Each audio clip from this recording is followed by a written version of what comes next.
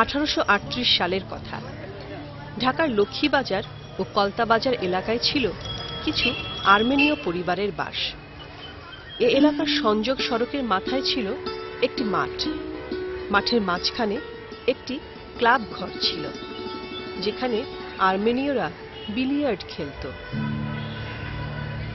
নিম্ন শ্রেণীর কর্মচারীরা বিলিয়ার্ডকে বলতো আন্টা।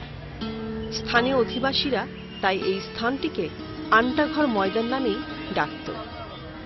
মাঠের চার কোণে ছিল 4টি কামান। পরে ইংরেজরা এই মাঠটি আর্মেনীয়দের কাছ থেকে কিনে নেয়।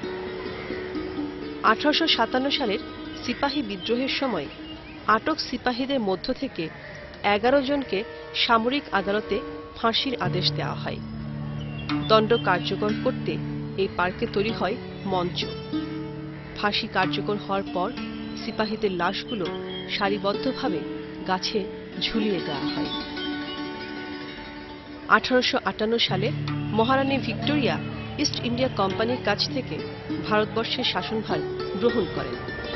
এই সংক্রান্ত একটি রাজকীয় ঘোষণাপত্র এই ময়দানেই পাঠ করে শোনানো হয় বলে তখন এর নাম হয় ভিক্টোরিয়া পার্ক।